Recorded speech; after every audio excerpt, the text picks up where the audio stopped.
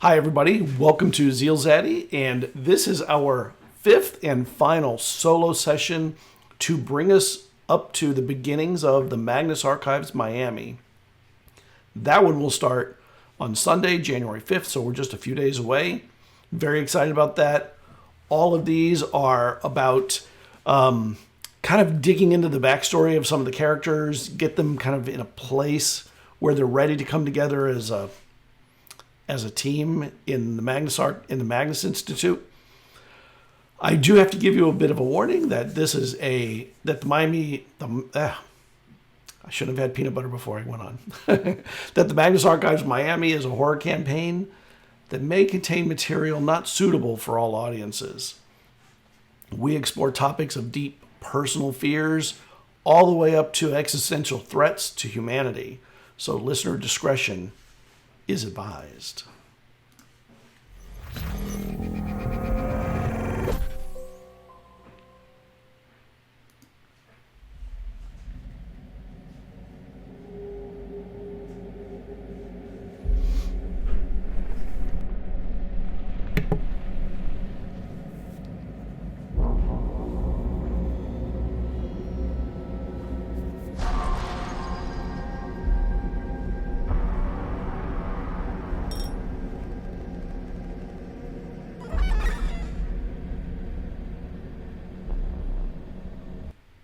All right, so Faye, why don't you say who you are, where they can find you, and we'll get started with things. Hi, I'm Faye, Gothic Fairy, or Gothic Fairy cosplay, basically anywhere online. I'm a professional D&D player, cosplayer, storyteller, general nuisance, and in your walls. Well, you're the fifth and final participant in the solo sessions leading up to Sunday night. All of you have really interesting backstories, and I think it's really exciting to kind of highlight them because everyone who plays games where they create backstory, they never get to really reveal much. And it's really fun when you get a moment to. Scurrying sound. I don't think there's a Oh, was that you? You're in the walls. Ah, yes. So we're going to get started, and we're going to start.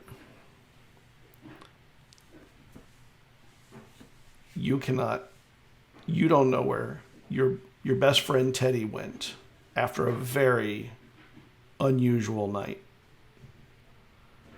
You got out feeling like you got lucky. Something was off. And you get a knock on your door. Sort of a hard knock, too. Can I look through the peephole first? Yep. Do I see anyone? You see two police officers. I open the door a little and I go, hi, can I help you? Yeah, I'm Officer Destiny Walls, and this is Corey Carter. We have a few questions about a missing persons from the mother of your friend Theodora, and she's your roommate, correct? Yeah, she goes by Teddy. Is she okay?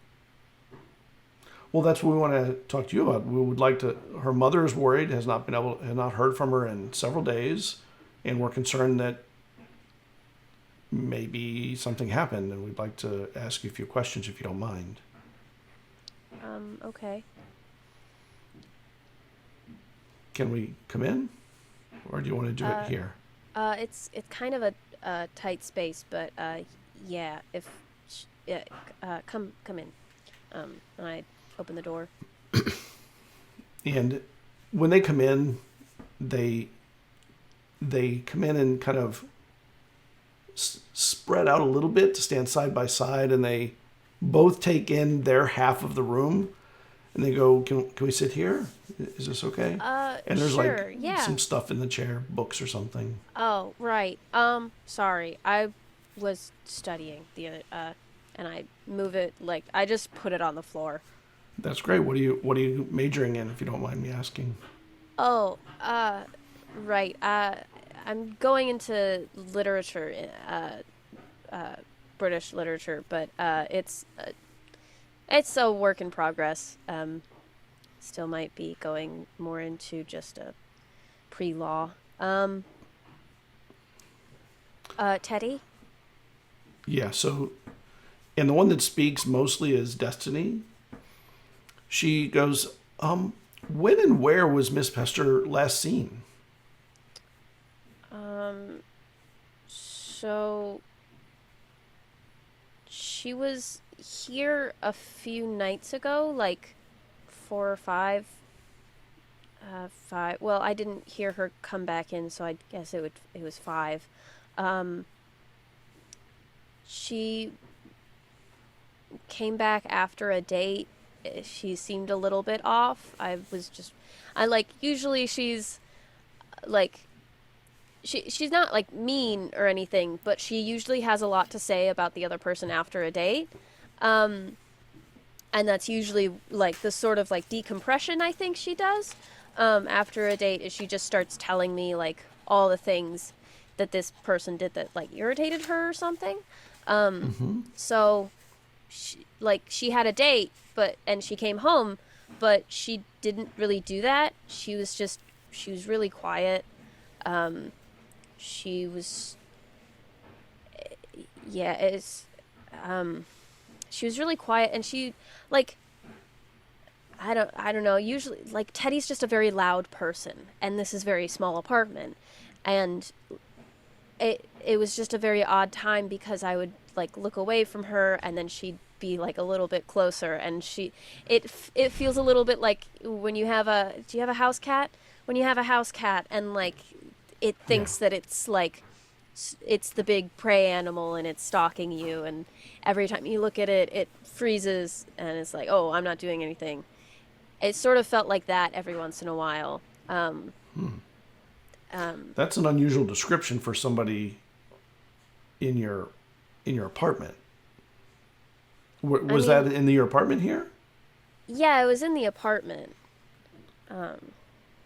Like the general like layout of the apartment is like the door comes in. There's like one of those like wooden window entry thing, like half wall, so you can see into the kitchen, and then the hall goes right into the little living room, and then a small section of like a bathroom and like 2 bedrooms. So like it's all quite put together, and it's like you can kind of see everything except for like the bedrooms and the bathroom. This whole area is like very, like you can still kind of see a lot. Miss Pester's phone isn't working. Do you know if she had it with her when she left? I would think so, but I mean, you can check her room. I haven't like gone in there or like touched any of her stuff, so I guess that would make sense. And the woman looks at the male officer and says, "You can check the room. Which room is it?" The one just at the very end of the hall, just center. Did Miss Pester say anything suggesting she was feeling off, having mental health issues or anything that we should know about? Was she on medication for anything? Not that I know of. Like she'd go to parties and stuff, but like I don't really go to those parties, so I don't know if she takes stuff at parties, but I don't think I can really assume that. Did the way that you described her, is it possible that she had been drugged or potentially was ill in some way? I mean, the thing is, I have seen other girls who have been drugged like that before. It's like I've never seen a girl who like becomes more in control of her body or like more like dexterous, like more coordinated, especially in like 3-inch heels. Yeah, that would be impressive. I can barely walk around in my soles, and they're like a 1/4 of an inch.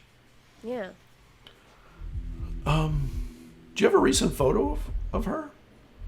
Uh, yeah. Her mother had some, but they weren't that recent, and we're really trying to get the most up-to-date one. Yeah, I have... This one is pretty recent, like 3 weeks ago? And she looks at it, and they go, I don't mean to ask in a negative way or make this feel like it's something you need to be worried about, but where were you the last few nights when she wasn't showing up?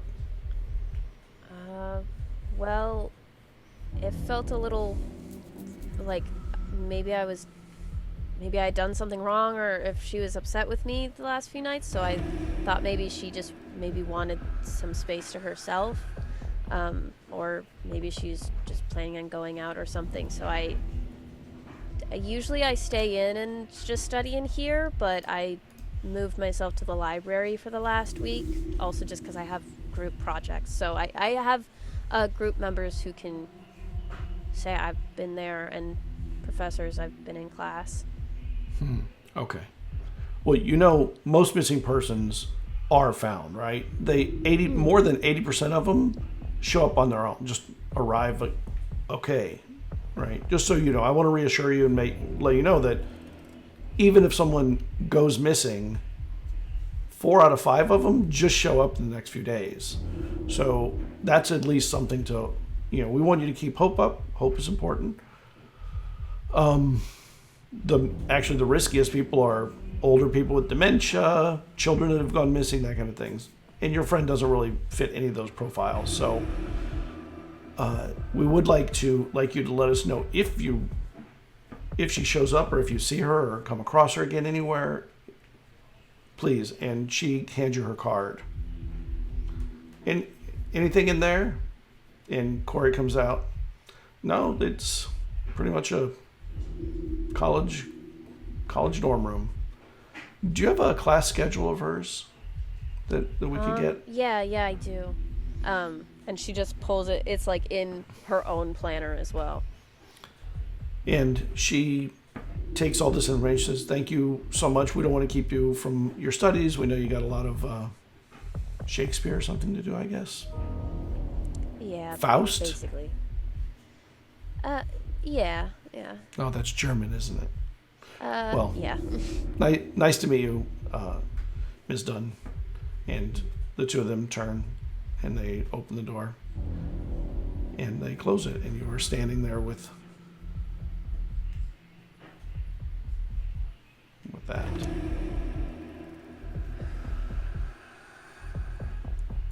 She just sort of asks a question to herself of like, and how many of those, and what are the statistics about young women in their early 20s in college who party and disappear?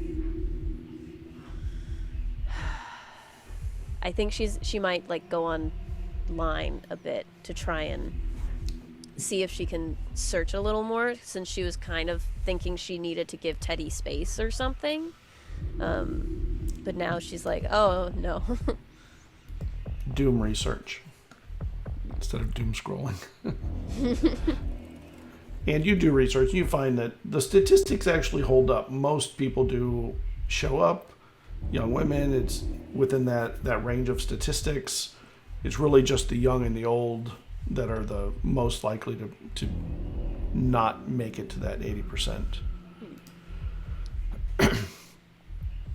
And you go on with your school for a while, for another week, and Teddy never shows up. No information arrives. And then you're coming out of class one day and you see Charity, and that is Teddy's mother.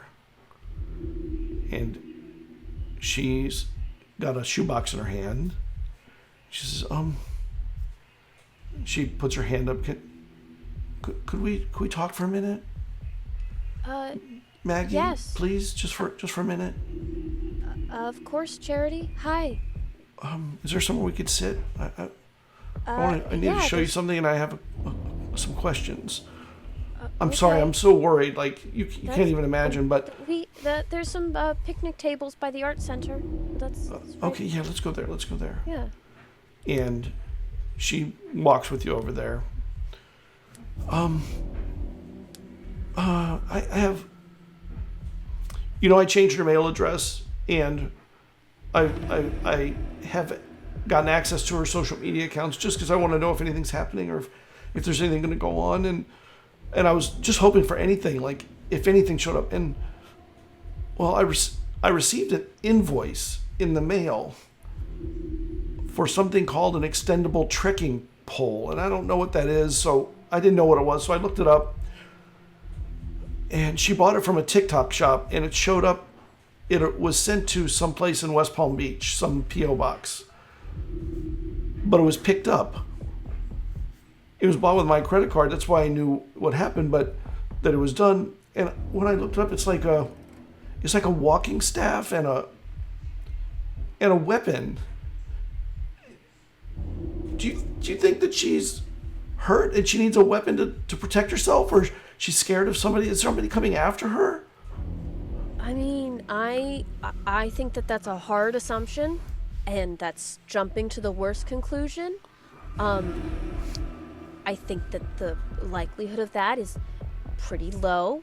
I think we could stay a little more positive of maybe this was something that she was just thinking ahead because, she's a young woman in college, and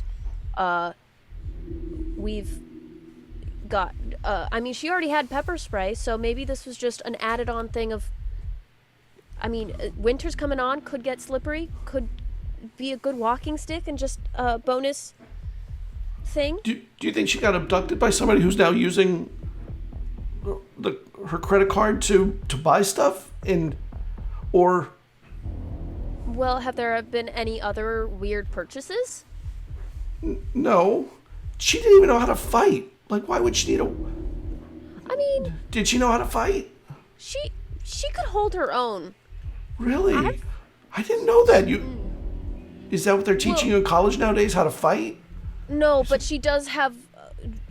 Charity, she gets wonderful acrylics like every other month. So, almond-shaped acrylics do wonders in a fight. It was just a few years ago we were playing with Barbie dolls and baking cookies, and now she's fighting and defending herself.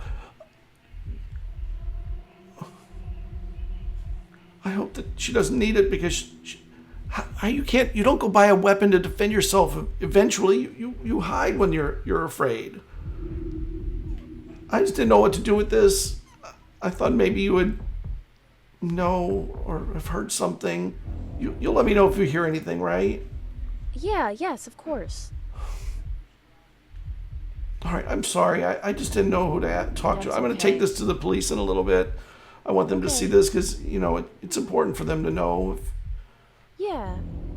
Okay. Of course. Do you need a hug? Oh, my God. Yeah. Yeah, please. And she... I'm sorry. I think I'm going crazy trying to piece together what could have happened. It just doesn't make any sense to me.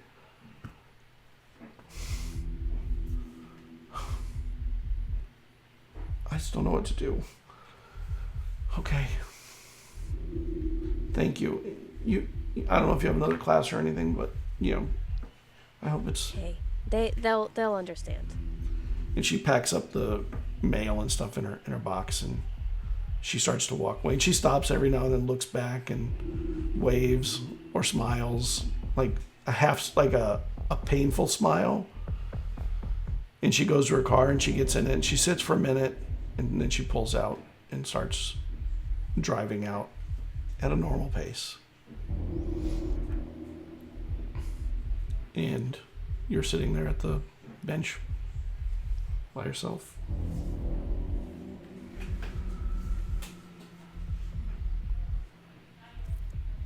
I sort of just take in my surroundings again, of just as I'm thinking, just like taking in anything that's different around like what's around me, just as like a sort of check-in. Yeah. Well, the campus looks as expected, and you don't see anybody new or different that would, make you think there was something off. It just feels like a normal day, except for this moment with Charity. I think I'm just categorizing like different, like slightly different things of like noticing that a trash can's been empty, or seeing that like one of my like classmates that I see and like talk to fairly often like got a new backpack or something. I'm just like noticing as many small things as I can, of like forcing it to be a spot the difference with only one picture. Okay. Is that a new thing for you, or is that how you've basically operated for a while, or your whole life even? Are you you pinpoint details on things? I think so. I think it's just a sort of like she didn't maybe grow up with the most technology, so she was sort of one of those like kids who just plays in the backyard the most that she can, and it gets to be the same a lot. So like trying to figure out something to like stimulate her brain. Right. And you go through another few days, maybe even a week. You're not really tracking it. And you get a call from the police officers that you had met before.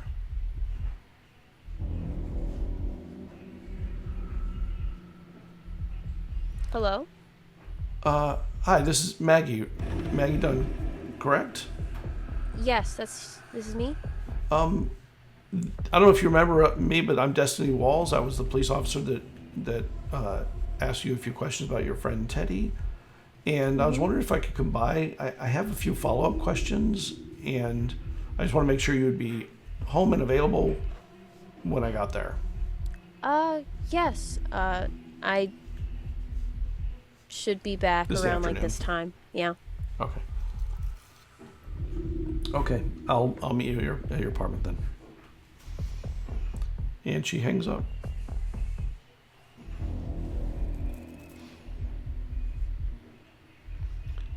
When you get to your apartment, she and Corey are waiting outside in uniform and everything. Nice to see you again, Maggie. Nice to see you again. Can we come in? Sure. Yeah. And they come in. So this is ancillary to the investigation of Theodora. They discovered a boy's body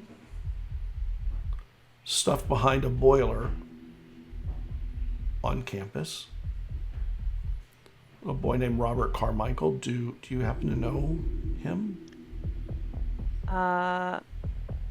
Doesn't ring a bell. I don't think it does. No, it doesn't ring any bells.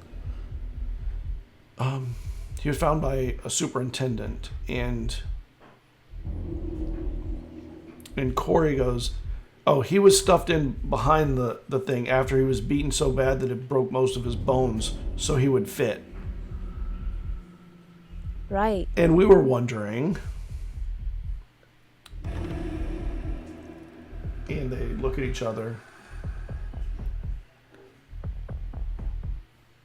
Well, we were wondering if maybe whether Teddy had dated Theodora, or they had dated Robert, and you obviously didn't know him, so that at least maybe we don't have a 3-body problem.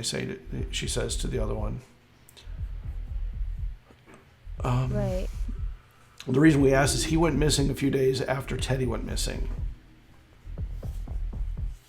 Okay. And there's another missing student, a girl named Shireen Tika, and that name does ring a bell. You remember that that Teddy did go out with her once recently.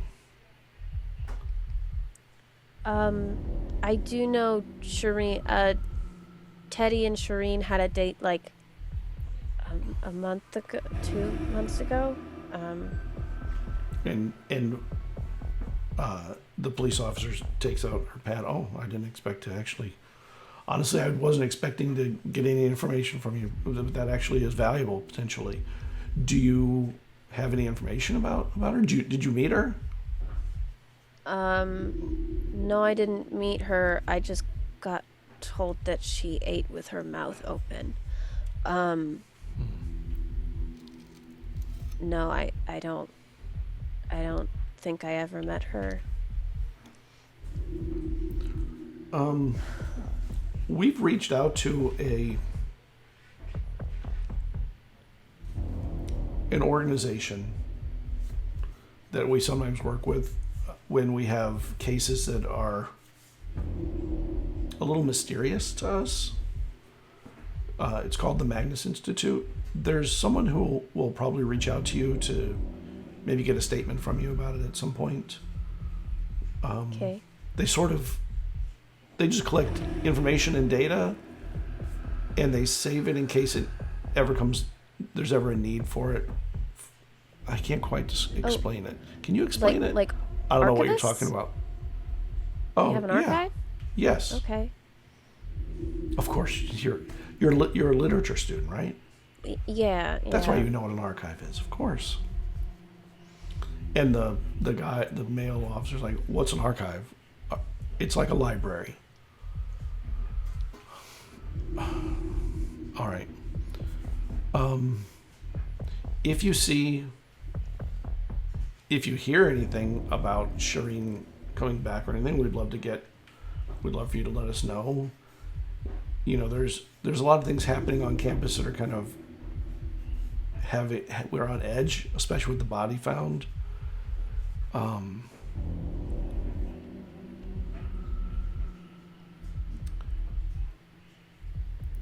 You may want to lock your doors. I just think it'd be a good idea for everybody to lock their doors. You know, it just doesn't seem. You seem to be,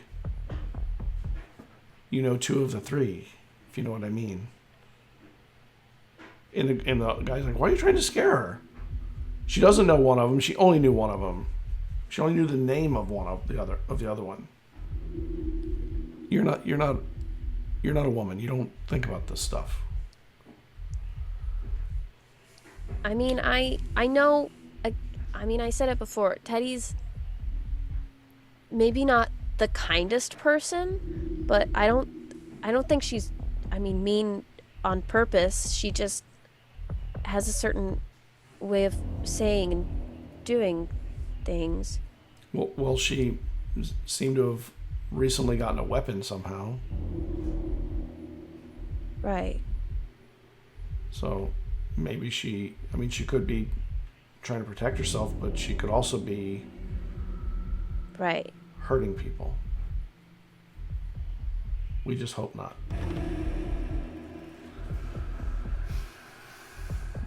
All right, well, I don't want to keep you away from the stuff you need to take care of. I'm really sorry. We just need to get all the information we can on these cases because we're running into nothing. And it's really... Of course. Yeah. Thank you again. Glad I could help. And they gather themselves and they head out.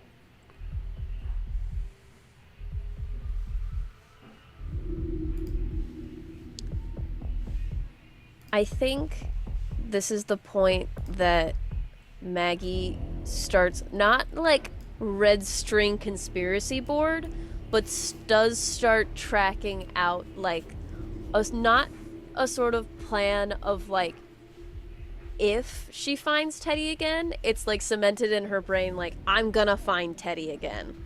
And it's not super in a brain mode of like we're gonna fight, she's gonna try and kill me, but it is a thing of like I'm gonna see my friend again and like maybe it'll be under extreme circumstances, so like I gotta account for all these factors like sort of making like game plans of like, what happens if I see her at dawn? What if I see her at dusk? What if it's in the middle of the night? What's in the middle of the day? Sort of thing. So she starts just like making plans. Writing them out or in your head? I think she has a shorthand, but it's never fully written down anywhere. Okay. So you spend some time sort of creating scenarios and what you could do within them. Do you have any kind of way of defending yourself? I don't think... I think besides, like, also, like, a pepper spray sort of thing, I don't think she has the I think the most she probably had in the apartment was just a straight-up baseball bat. Okay.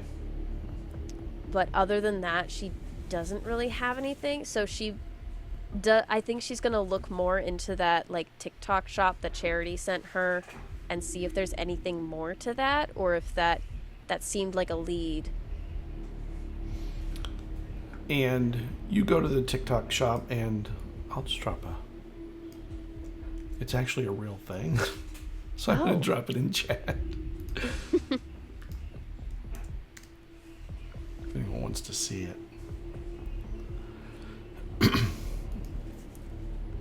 And I'll drop it in Discord so you have it. Easy. And you look at it, and it's a tool and a weapon.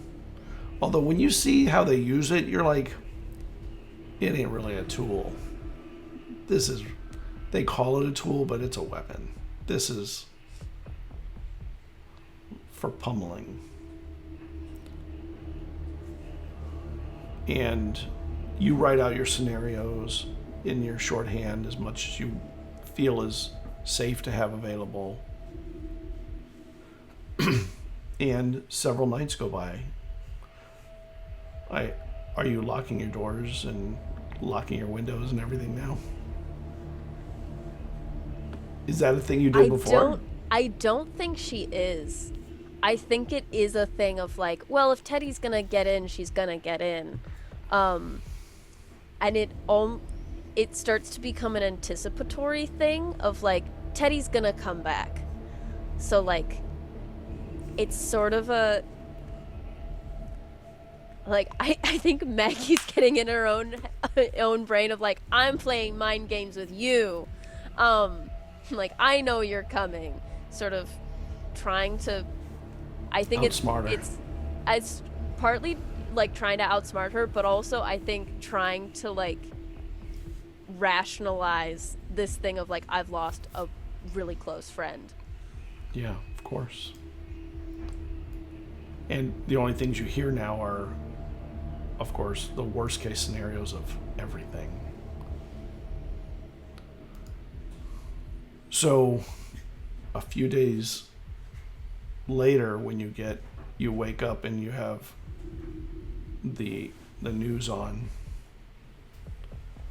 you hear the reporter, you're in the kitchen or something, kitchenette. The second body, that of Shireen Takia, has been found in a dumpster outside a North River Warehouse Club. The body was beaten and left with many broken bones. Now the hunt is on for the only current suspect, a UC student they now call the campus clubber, Theodora Pesters. And they show the picture you had on screen of Teddy. And they show a picture of Shireen, and you've seen her on campus. You've just never talked to her. It's one of those things, you didn't even know her name, but I don't think you're somebody who forgets faces. So when you see it, you're like, oh, I know that face. I have seen that face.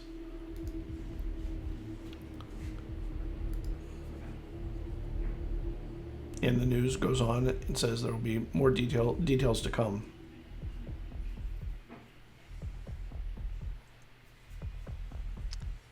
I think Teddy's a bit in shock, and tries to just get back into her routine of trying to, like, go to class.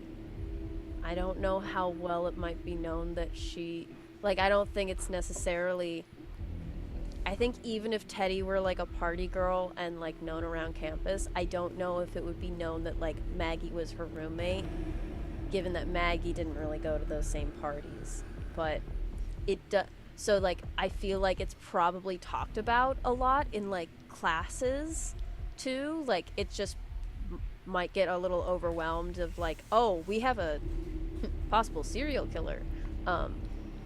That she just stays quiet and, like, observes what everyone is saying. When you're thinking about it, you realize that the place they said that the body was found, the River North Warehouse District, is a place she liked to club.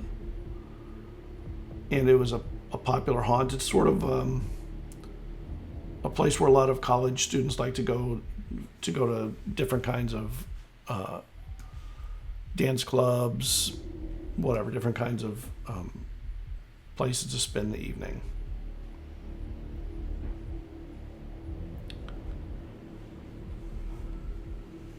Okay.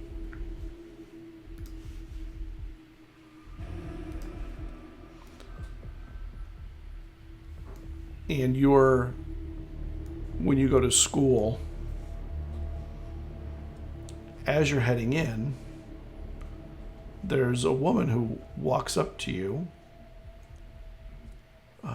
Ms. Dunn, I was told that you knew that I would be coming to speak with you at some point. I'm Sienna Huxley of the Magnus Institute. Right. Would you have a few minutes to speak? Yeah. I'm done with classes for the day, actually, so. And she walks over to some benches on campus. I normally would not come directly and meet with you out here, but considering the news that's shown up now this morning, I thought it was important to come and reach out now. And first, I'd like to give my condolences for your friend, if your friend is missing, or if any of these people you knew. But more additionally, I'd like to get a statement about what you think is happening and your thoughts and feelings on where things are. But I don't want to get it here. I'd like you to come into our office. We have an office in Chicago, in downtown, and we would just record on audio, no video, what you think is happening. In the meantime, if you feel like you're in an unsafe position, we might be able to offer you a place to stay to sort of avoid the zeitgeist of the moment. Right. If you feel that could help you. I think I'm safety-wise fine. And I'll come around probably tomorrow with the statement. I have time then. Yeah. Okay. Thanks for the offer. It's not a requirement. It's voluntary completely. And it'll be kept confidential. Are you going to pursue it at all? Are you just going to leave it? Like, is it just going to sit in the basement until a article needs to be published, or? There's potential for us to pursue it if we feel it meets the criteria for something we would pursue. Right now it's a police matter, and it really does fit the police's capabilities and interests more than it does us. But I will say there's something off about the investigation that has drawn our eye to it. Okay. Yeah. I'll be there tomorrow. All right, thank you. See you then. Bye. And she Bye. puts her hand out to shake hands. And I shake her hand. She has a nice, firm handshake. And she's not a particularly big person, but she drops confidence in her shake.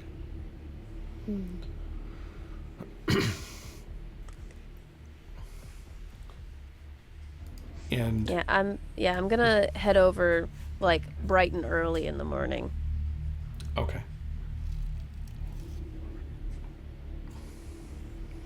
You head over. It's in an office in downtown, like a regular corporate kind of office. Unusual, but in an older building, which there's something nice about that. And when you go in, the first thing you notice is there are lots of books in the lobby, and there's somebody who greets you. Ms. Dunn? Hi. I was recommended come here by Sienna Huxley. Yes, Sienna asked me to take you to the conference room where she can get your statement. If you're ready, do you use the restroom? Would you like some water or anything? I should be good. I grabbed a coffee. Is that okay? Of course. Okay. And she walks you in, and there's something really interesting about the office. It is full of what you would think of as archival boxes and shelves. They're just lined with information, almost what you would want an FBI office to look like, just lots of information on cases they're trying to solve. And there's several people working in here. They're reading and studying some things, and each one has a recorder, and sometimes you'll see one of them press a button on a recorder. Statement of blah blah blah blah about, it'll say what it's about, and then they're just putting their thoughts down. It seems not even necessarily facts from what they're reading. Some of the stuff is opinion, and it's very obvious it's opinion. And the case you're hearing about, though, doesn't seem like a murder or anything. It's a building that has gone missing.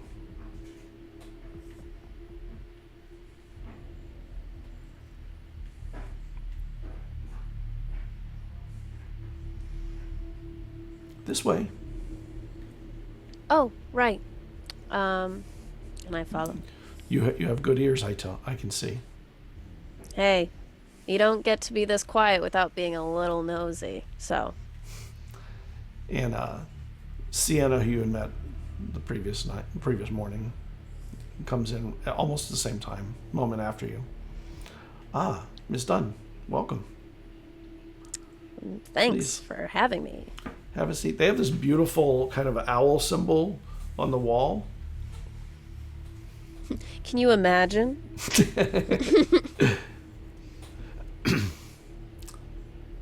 So, one thing that I think is important when you are giving a statement is clarity of thought, a clear mind, a clear head. The coffee's okay. I'm not saying anything about the coffee. I do think you should take a moment and close your eyes and just reacquaint yourself with the situation and everything you can remember, because unlike the police, some of the details we are collecting are not the details that would help their police procedures. They're things like your emotions, the emotions of, or the thoughts, or even words of your friends. If anything felt out of place in the environment, that would not necessarily mean, benefit the police, but might benefit us in making sure that your full recollection is complete and accurate is not really the right word. I'd say accurate, in fact, in proximity of feeling. Mm-hmm. I'm going to give you a moment, and I'll be right back if you don't mind. I have to get a recorder. Right, of course. Okay. And she steps out and leaves you in this room. It's a conference room, like many. It has that big wall. It's got... Are there any cases in here? I don't have a die. Let me get a die. Let me see.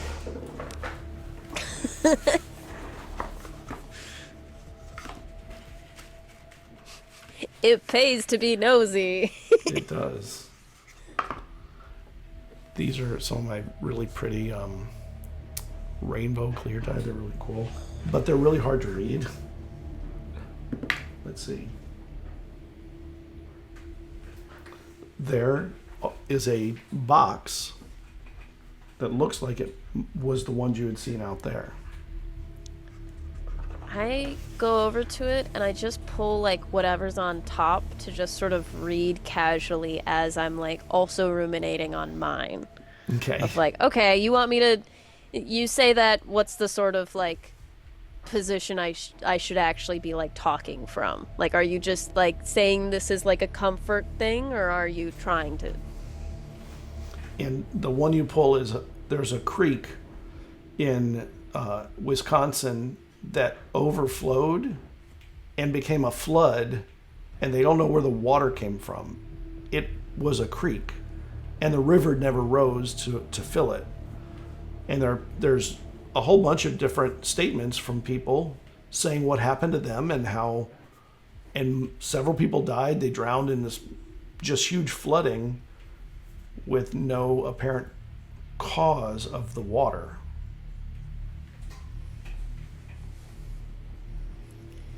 You kind of even know where this place is sort of in your head. Like you don't know exactly, but you kind of know the area. Okay. I read that, and I at this point, if she's not back yet, I'm gonna start reading another, and I'm like, and I'm not being like not obvious about it. I have it, the one I just finished, on the table, and I've brought the box over to the table to just like be sort of reading. And the door opens as you do so, and Sienna, you see on her the slightest corner grin, and she comes and sits down. Do you mind if I put these away for now? Oh, sure. And she doesn't really take her eyes off of you when she says it and picks the stuff up. She puts the lid on, still looking at you, and then goes and she takes her eyes off you moment for one to put it on the shelf. Those are other statements. We're here for yours. Yes. And she sets a tape recorder down. Have you had a moment to reflect?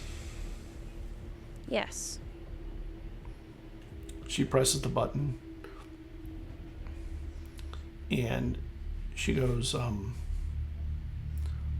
Sienna Huxley, archivist, Chicago office. Statement of Maggie Dunn gives the date. Statement begins. I've said it before, and I'll say it again. Teddy's not really a mean person. She's got a lot of passion, she's got a lot of emotion, she's got a lot of everything. But when I say she's not mean, that doesn't mean that she's always the kindest. She has a busy social life. She had a busy social life. She would go on a lot of dates. And she's very popular around campus. And one of her sort of, I would call it unwinding, decompressing sort of things after these dates is that she would come home to the apartment to me, her roommate, and she would start sort of tearing apart these people that she's just gone on a date with, and more or less just, tearing them apart sounds right. It would be that they had a weird walk, or they opened the door a little too fast, or they ate with their mouth open. And it's just all these little things, or she'd say like, oh, their hair didn't look as good as it did when they asked me out. And it would just be all these things. And like, Teddy's very, very fun to be around. She was very fun to be around. You just didn't necessarily want to be what she was having fun with, in a way. I feel like I always kind of knew that about her. But you know, I mean, hey, a thing about me, I do love to be useful. So when we did become closer freshman year and roomed together last year and now roomed together this year, I helped her out a lot. Like, I would help like restructure her papers or help her catch up on notes with different classes that we sometimes took together. There would be all these little things. And so, like, you know, it became a sort of give and take, but sometimes she took a little more than I expected. But at her core, at her heart, she's passionate, I'd say. She's a passionate person. And I guess about a month ago, I don't necessarily know where that passion took her. She came back from this date. I don't even know. I mean, I usually would find out when she'd come back who the date was with, or, you know, the sort of facsimile of what the person was called, of like, oh, big hair. Oh, yeah, went on a date with big hair. Or, oh, the bad teeth. Right, bad teeth, great hair. Oh, right, him. Just stuff like that. So when she came back this time, it was definitely a lot different. Like, again, she's a loud person, but I didn't even realize when she'd come into the apartment was the first thing. She'd come into the apartment, the door creaks like it's the lid of a coffin, and it didn't make a sound. I'm sitting in our living room, which I can see the door from where I sit usually, although maybe I was just too... I mean, hey, Chaucer is debilitating, but I guess in a new form? I don't know. But all I know is I looked up and she was in the kitchen. She was leaning against the counter and she was staring at me like this was the best. Like, I was the best thing. She was looking at me like I was a meal. And like, hey, I've seen her look at a lot of people like that, but never at me. So she's looking at me like this, and I am in sweatpants. I'm 4 hours deep into Chaucer. I'm a little bit confused, and I start, you know, I'm a little bit stunned because, hey, she's in the apartment. She's looking at me really weird. And I ask her, hey, how was the date? And she's quiet. She has a cup of something in her hand, and she takes a sip. It's my mug. She takes a sip, and then she just grins. And I know the date couldn't have gone that well because her lipstick is still perfect.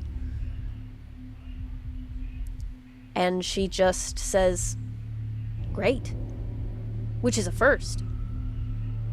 So there's a lot of really confusing things going on. I start, you know, politely putting my stuff away, like, oh, well, obviously this is going to be something that I'll need to give my full attention to, because otherwise she's going to get pretty pissed if I don't. So I start putting my stuff away. I just take my books off my lap, put them on the floor, and I look back up, and she is a foot away from me. It's been all of 3 seconds. She's still got her full inch heel.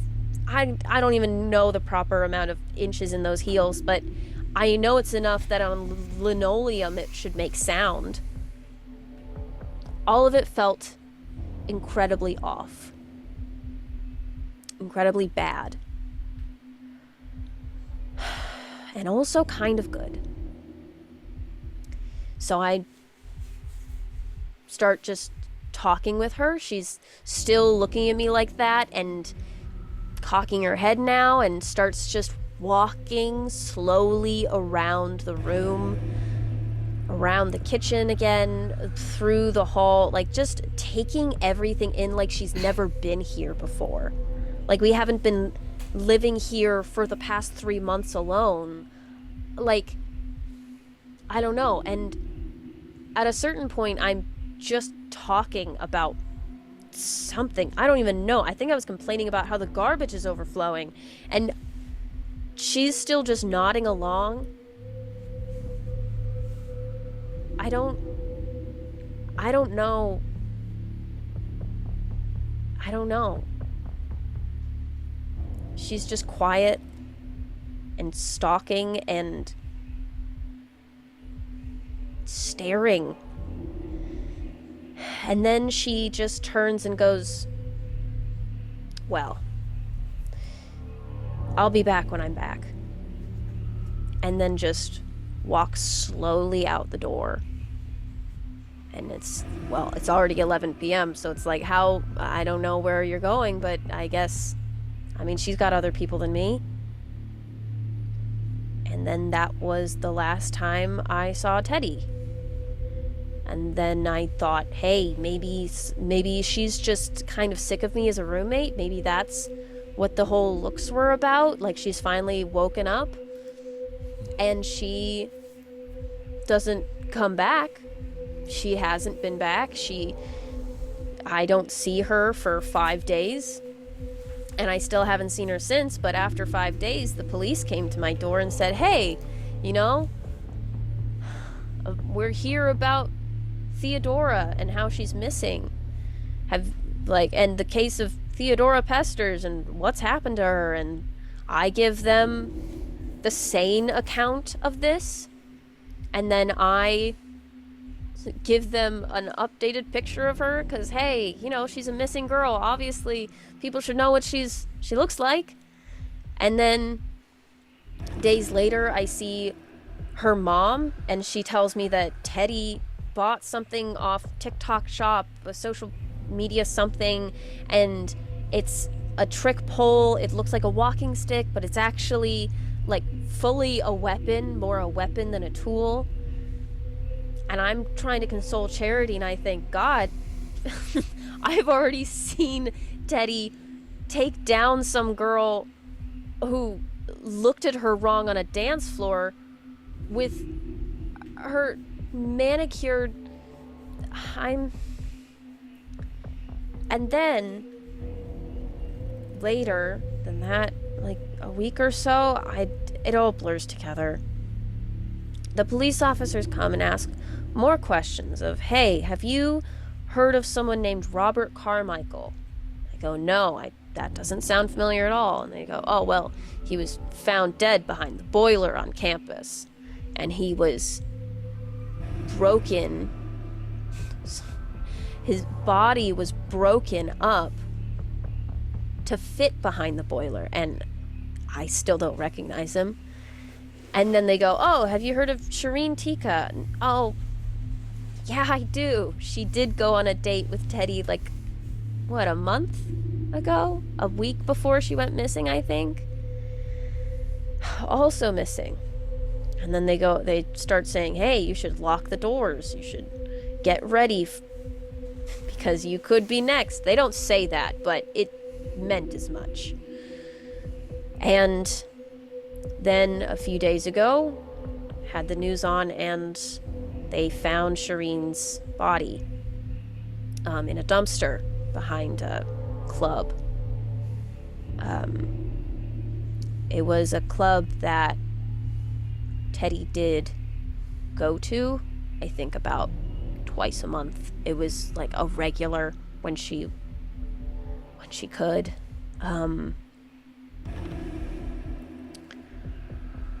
It feels a bit stupid to still be saying, hey, it might not be like this, but I know that I know that I don't think Teddy's dead. I don't think she's missing like the others. I think she might be killing them, hurting them. I don't know why, but God, it feels sick, but I hope she's doing it for the right reasons. I hope they're evil or something, but that feels a little too hopeful, honestly. I know the police told me to start locking my doors and, like, get some form of protection. I have a bat and some pepper spray. I don't really care to have more. And to be honest, I haven't locked my doors. I know that if Teddy's coming back, she's coming back when she wants to. And honestly, I think I'm gonna be ready for it when she does. Like, I organized her schedule. I paid the rent. I did a lot of the planning for her in a lot of her life. So, if she wants to hunt me, I'd say I might be hunting her back.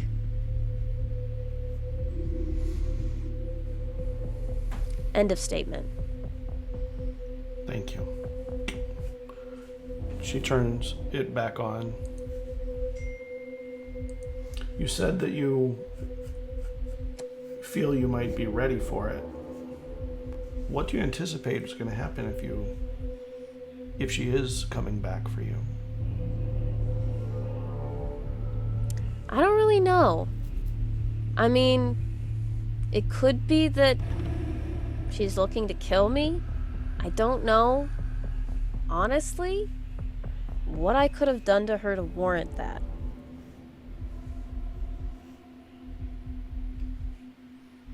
End statement.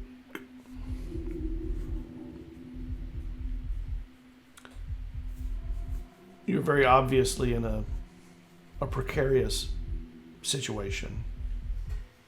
Dangerous would be a kind use of the word.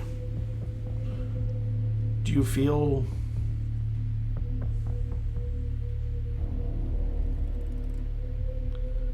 that if Teddy wanted to hurt you, that you could do anything about it? Maybe. Not likely. But while I might not have, razor acrylics, I might be able to think faster than her.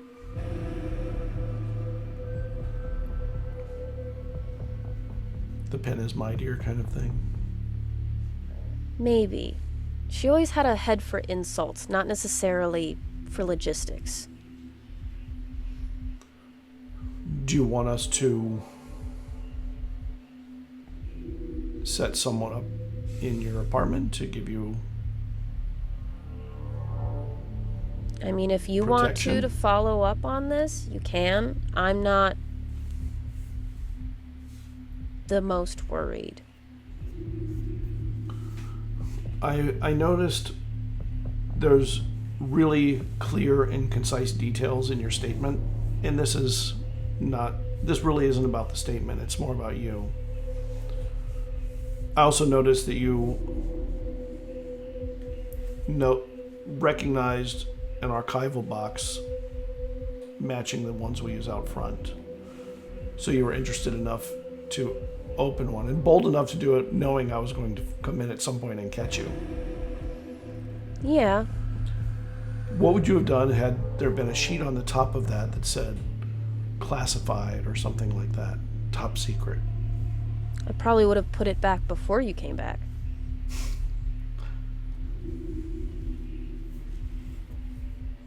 How long until you graduate? I have about another semester left. I'm graduating early. And she pulls out a card and she puts on the table. After you graduate, please get in touch. We might be able to find you a position in the Magnus Institute. You have a good mind for detail. You believe in yourself enough to, do that. In the meantime, we're gonna, if you don't mind, we'll set somebody outside your apartment, or would you rather have them in your apartment? We can have someone there to give you protection. Probably someone outside if you're gonna post someone. Okay.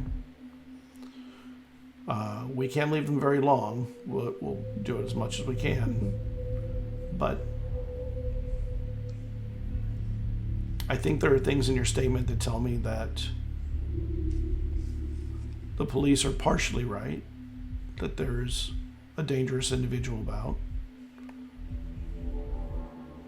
but maybe dangerous in ways that they're not comprehending. And I think you were seeing the fringes of that.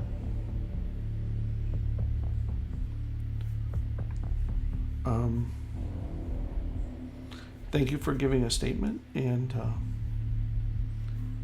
we can talk when, hopefully we'll talk after you graduate and nothing worrisome happens in between now and then.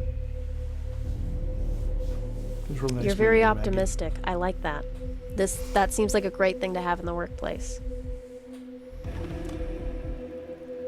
I think you could win a battle of wits with someone bringing a stick. Thanks. All right.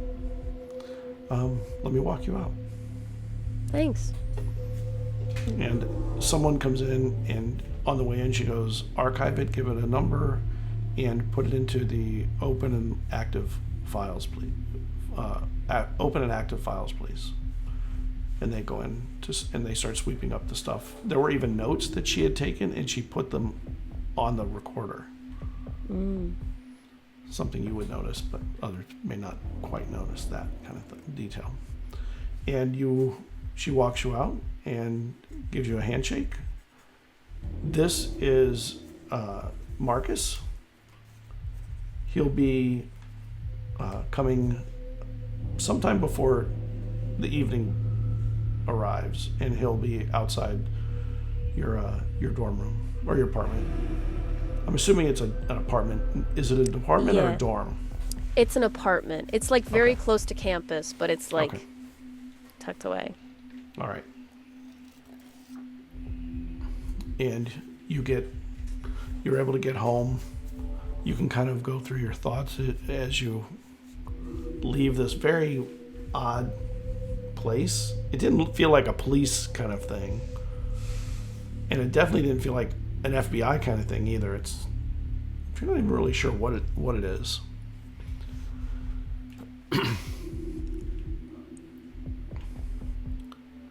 You get home that evening,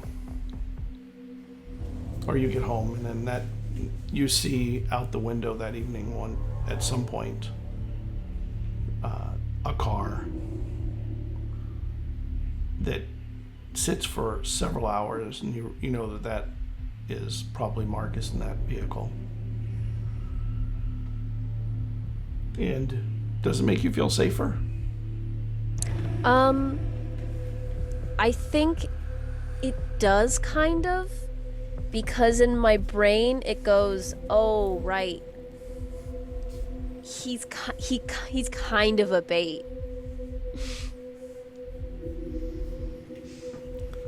And you are able to actually sleep pretty well. And then you wake up to a sound outside.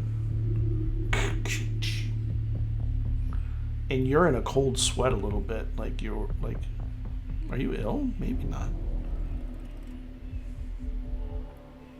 The darkness in your room is really just cut by the slats of your blinds, some very thin ribbons of light coming through. And you feel the darkness. It's darker than you remember most nights. And then there's another sound outside. Does in it the back, sound not the like... front? Oh, okay. Behind the building. Oh, so it's not him in the car. No.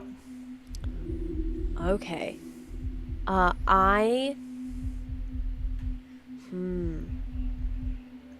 I think I'm gonna stay. I'm gonna grab my pepper spray, and I'm gonna go into, like, I'm gonna leave my room, and I think I might just open Teddy's door just to see if there's anything in there. No. And then no. Okay. And then. Yeah, the sound sounded like it came from outside, not inside. Okay. Then I move through the hallway, and I look outside the peephole of the apartment. And there is somebody looking in the peephole of the apartment. Oh no! Is it Teddy? It's so close you can't tell, just a big eyeball. I do shave and a haircut on the door. And I see if they're gonna do the 2 bits back. And they do. And I go, "You need something? Forget your key?" No more response. No words. I'm just gonna stay at the door and keep looking through the peephole. And the eye disappears. It like steps aside or something and isn't looking in anymore. But there's nobody there either. It's like they went sideways down the hall the other way. Is it towards where the car is or back away? Yeah, they would have to go down where, leaving that way, they would go out in the front, and that's where the car is. Okay, I think the clearest window to the front is actually in Teddy's room. So I'm gonna go into Teddy's room and look through like the slatted shades to see if I can see through the front.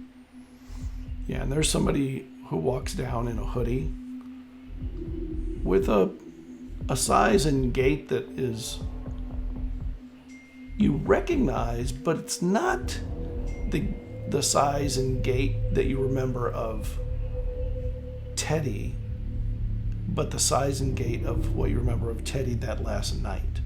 And they go back past the garbage can in the back. And back there, the garbage can had been knocked over. That's probably what the sound was, maybe.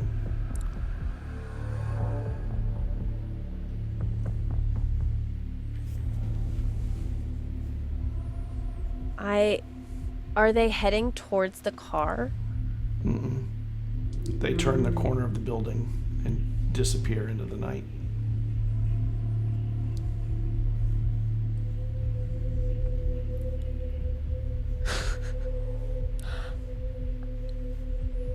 I'm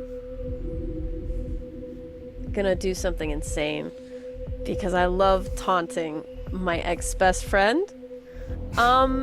I'm what gonna do you mean ex? I don't She know. can still be your best friend. I don't know what we are. I take a photo and I come back soon with a heart, and I put it on the garbage. So you're leaving the apartment? I am leaving the apartment. So you open the down. door and you, on the floor, there's a raccoon cut in half. And you see on the door there's a T made of the blood spilled from the raccoon.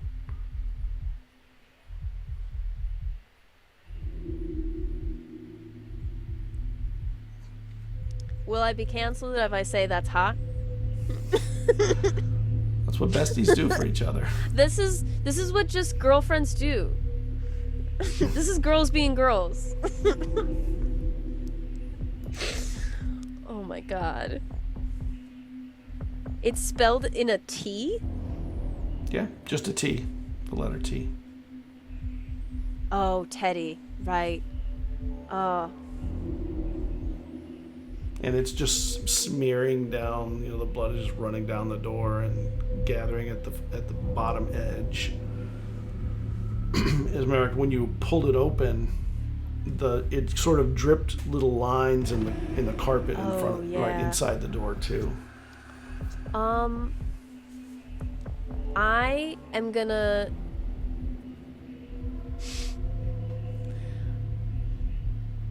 I think I'm not going to go taunt my ex again. I'm you know what? Let's meet in the middle and put the post-it note in the raccoon, because who's gonna waste a good raccoon? And I'm gonna close the door, and I would assume that Marcus would have given me his phone number or something to like contact him. So I'm gonna call him just to see if Marcus is dead, because that's the assumption she's working under now, is like, well, raccoon is one thing. Glad it's not like Marcus's hand or something. But hey, Marcus? And there's no response. The phone doesn't get answered. Okay.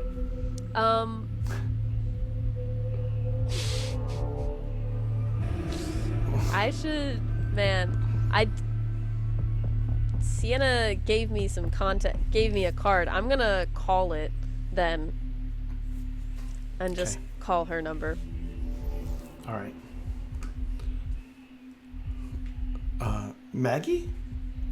Hi. So Teddy, to are you say safe? That I've define safe. Kidding. No. Yeah, I don't think I'm ever really safe. Am I safe right now? About 90% certain. But also that might just be the sheer unrelenting confidence and hubris that I have in the idea that I can get Teddy. But good news? There's a dead raccoon in front of my door. And there's a T written in blood on my door. And I'm trying to call Marcus, and he's not answering. So I don't know if I'm operating under the assumption that Marcus might be dead right now. And I did see someone who was moving exactly like I said Teddy was in my statement, moving away from in front of my door. So then okay, you need to close your door and lock it. Make sure you have your pepper spray and your baseball bat. I'll send somebody over. If you can, maybe keep an eye on the car that Marcus is in. See if he starts to move. Maybe he's been injured. Maybe he fell asleep. Yeah. Hopefully, it's just he fell asleep and is gonna get fired. All right. Yeah, that would be the best case scenario. Honestly, right? Yeah, good for him. And you get back into your apartment. Close the door. Did you lock it? Yeah, I think given that she said, I think she'd be more pissed at me, and I don't want my maybe boss to be mad at me, so I am gonna lock the door, and just... I still have, my pepper spray in my hand. I don't think I've gotten out my bat or anything, because there's something about this that does make it feel like Teddy is trying to scare me, and letting her scare me is gonna mean that she's gonna win. And I don't know what that winning means, but I can't let her win.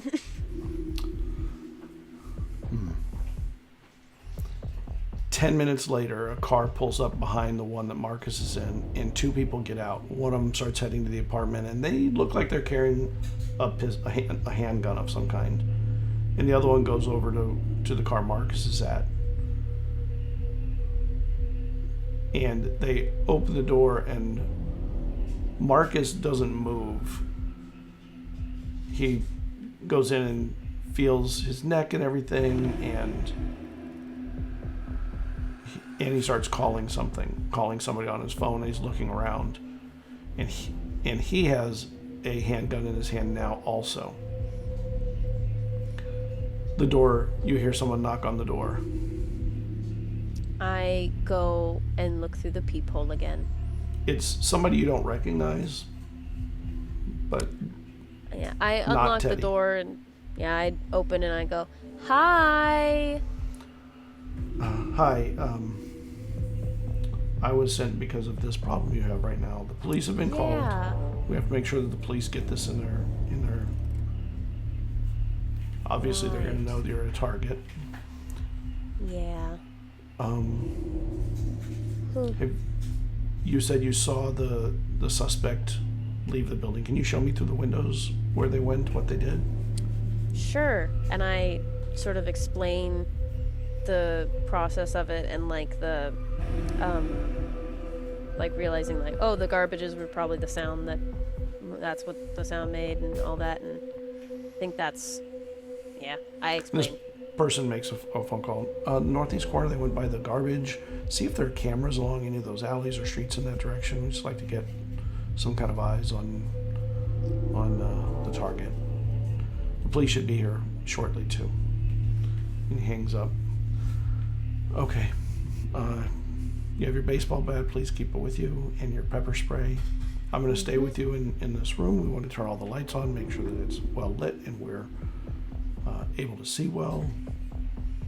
And you're there for all night. The police come, they ask you all the questions that normally would come up. They do ask you about the post-it note that's on the raccoon.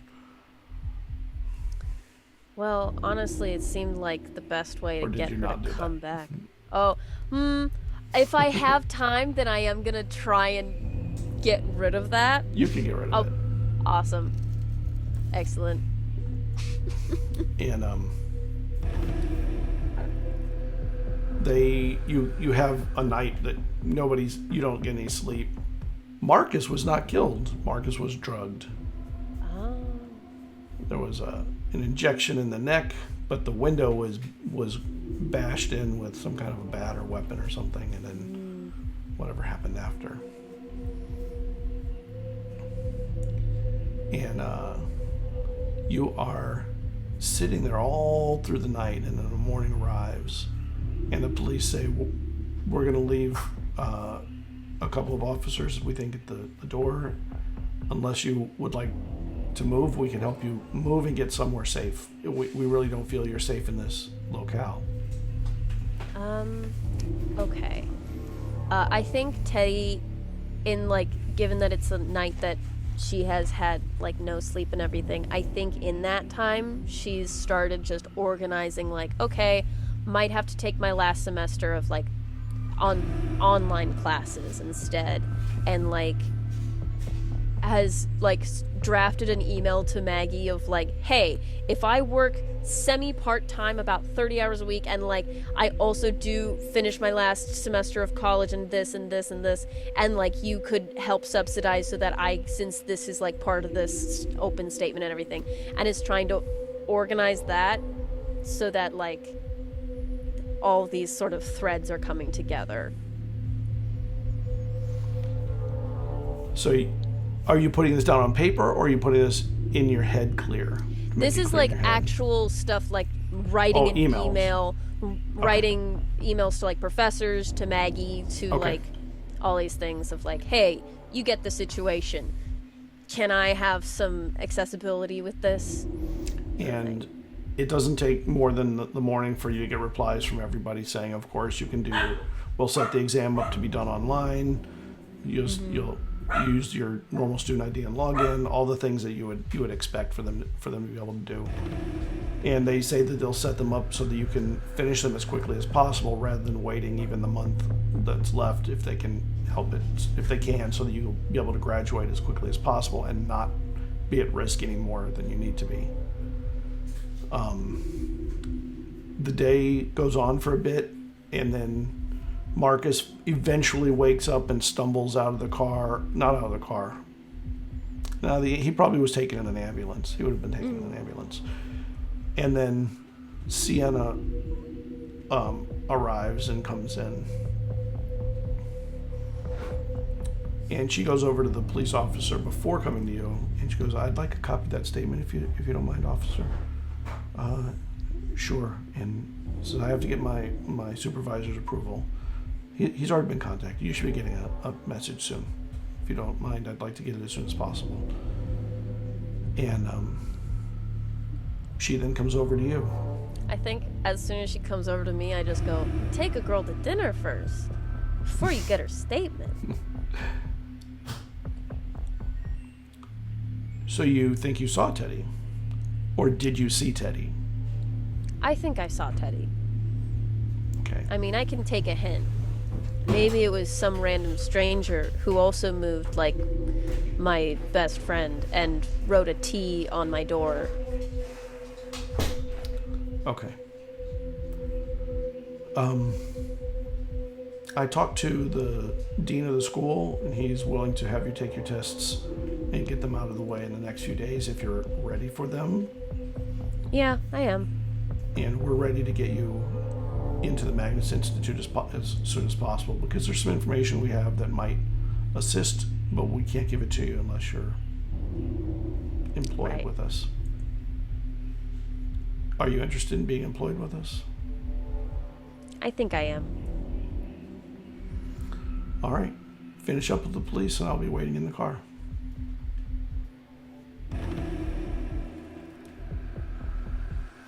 And the police finish up with you as fast as they can. But there's, forensics in here and police and all the kinds of stuff that would be in here. And then they finally get you out of here, and then you're out. Sienna waits in the car downstairs when you come down. I was most surprised by one thing in that entire time that I saw you in there. It wasn't very long, of course, but it was long enough. You did not look like you had PTSD from this. Worst she can do is kill me.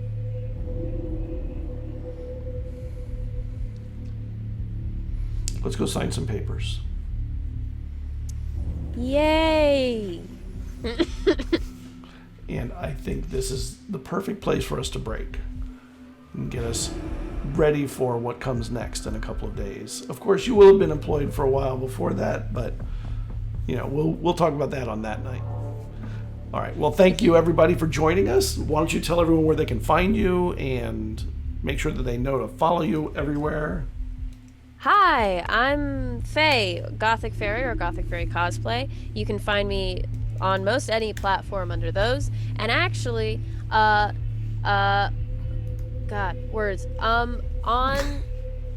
January, what's the day? On January 16th is going to be the finale of the Dungeons and Demigods campaign over on Madaloon's channel. So if you want to see some level 20 gods, demigods, whatever you want to call us, just not late to dinner, come over and see that absolute carnival. I don't know what kind of word you'll use for that, but it'll be something. So come on over and see that in like 2 weeks. And if you want to catch up on the campaign until then, hey, head over to YouTube. They're all on Madaloon's channel. This is the end of the second season. And it's been such a fun time. I cannot emphasize, this has been one of the greatest campaigns I've been a part of. So, hey, do that.